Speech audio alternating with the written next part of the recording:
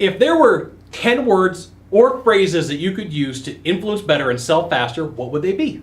I'm Scott Sylvan Bell. It's July 2nd, 2017, 2:35 in the afternoon. Perfect day to talk about sales, influence, and questions here in Sacramento, California. So I'm going to give you 10 words or 10 phrases, and I put them in alphabetical order. I made them really easy, but what you're going to notice is there's a common trend.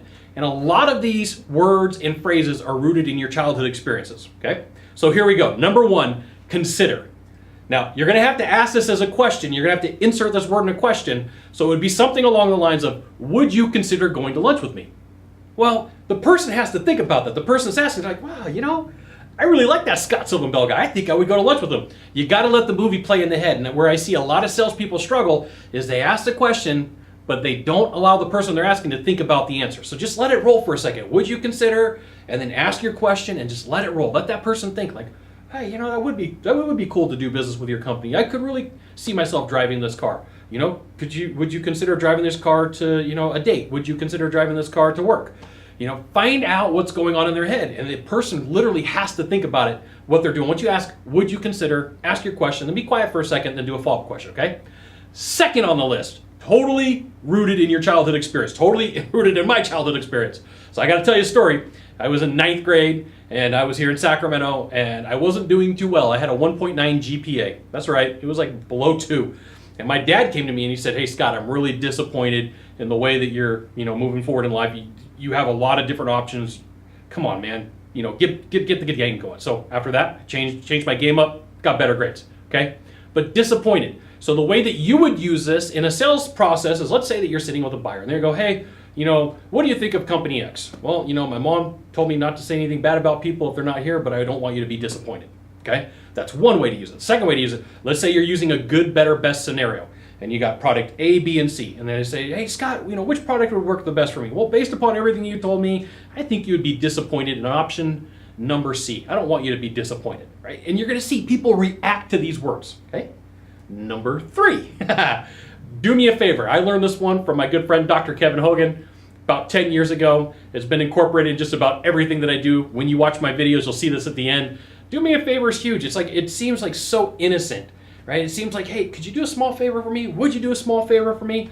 And this is one of the strategies that I teach the in-home salespeople that I work with, is to ask, hey, could you do a small favor for me? Could I get a glass of water?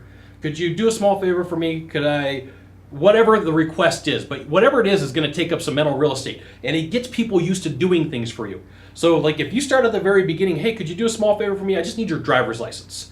Right? And just a couple more times. Could you do a small favor for me? I just need your insurance. Could you do a small favor for me? I just need your electric bill. Could you do a small favor for me is huge. Huge, huge, huge. And it'll get you a lot of places. It's like a key, like a master key to get into the back of the brain and take up a bunch of mental real estate, okay? Number 4, okay? This is going to be pretty cool because it's really 2 in 1. Hassle or aggravation. There is something about the word hassle. Look, I don't want this to be a hassle for you. I don't want you to have a hassle. And this is one of the ways that you can talk covertly about your competition and not really talk trash on them, and the buyer's not ever going to pick it up, okay? So you could say something like, you know what, I really don't want this to be a hassle for you like some of our other competitors have. It's not going to be good. It's going to be an aggravation. Now, this is like a 2-for-1 punch. Anytime that you're putting them together, you can get a 2-for. You can put hassle and aggravation together, aggravation, hassle, whatever way you want to put it, but there's something about that word. You did not wake up this morning and go, you know, it would be really cool about 2:35 in the afternoon for me to have a huge hassle today. That would be awesome. I'm looking forward to a hassle, okay? And if you're selling a product or service where the person has damage or issues, the word hassle and aggravation, oh my goodness. I have tested this more than you can imagine. These 2 words combined, money, okay? Number 5, help.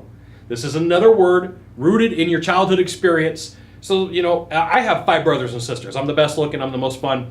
I've got 5 brothers and sisters, and I was always told, like, help your brother, help your sister, help your mom, right? Help.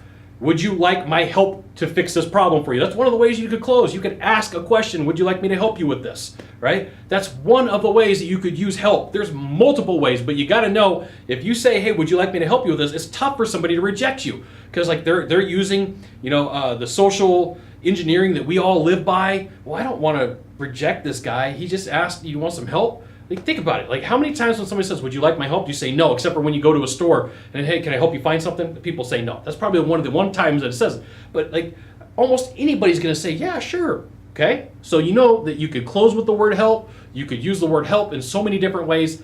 Fantastic word, help. Okay? Number 6, inconvenient. Nobody, just like hassle and aggravation, nobody wants it to be inconvenient. So somebody asked me a question. Yeah, I could take care of that. I don't want you to be inconvenienced. So another version of the word. You can change it around a little bit, but inconvenient is like nobody wants to be hassled, nobody wants to be aggravated, nobody wants to have an inconvenience. Inconvenience is huge, okay? Number 8, recommendation. Recommendation or recommend is one of those words, once again, rooted in your childhood experience that allows you to, it captures your mind. When somebody says recommendation, like, there's something about it. There's something about that word that just grabs people and stops, okay?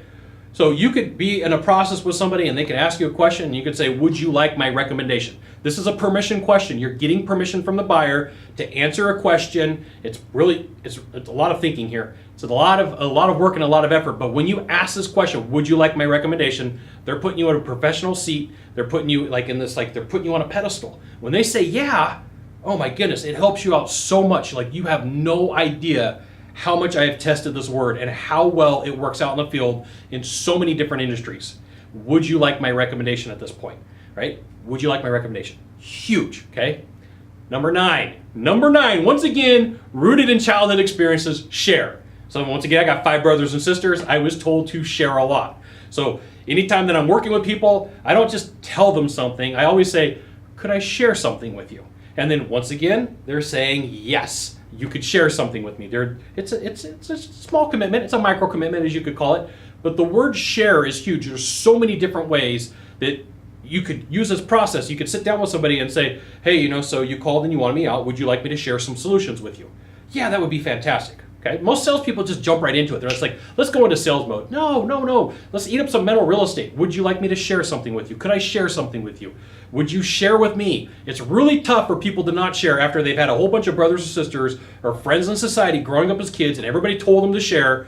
It works for you perfectly. Now, if you go to somebody and say, hey, can I share something with you? You have roughly 2 minutes to have a conversation with them. 2 minutes. You're good at 2 minutes.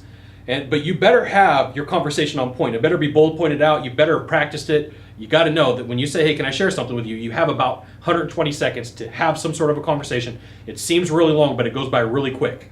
Okay? Share. All right? Last word, struggle. Struggle.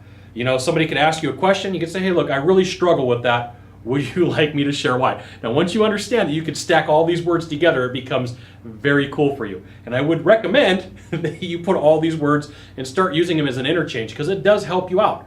So somebody says, hey, look, I want a discount. Well, I struggle with that. Can I share with you why? And they're going to say, yeah, could you share with me why? Could you tell me why? But there's something about the word struggle. Like, I don't want you to struggle. I don't want this to be a struggle. I don't want you to have any issues so that you struggle. I don't want, well, should we go with the competition? I don't want you to struggle, okay? There's something fantastic about the word struggle. All right, so there you go. There's all 10 words for you. Let's go through the list real quick. Consider, disappointed, do me a favor, hassle/aggravation, help, inconvenience, neglected, recommendation, share, and struggle. They work good. You got to test them out. But it worked even better when you stack them together and put them in a group and start working with the sentences, okay? Now, if you could do a small favor for me, in the box down below, leave a comment, question, or story. That'd be fantastic. To the right, to the left, there is a subscribe button. You know what you got to do. You got to subscribe. And then last of all, you can send it out to all your friends via StumbleUpon, Facebook, Twitter, Google+. Why not even LinkedIn? Scott Sylvan Bell. We'll see you soon. Thanks for watching. Aloha.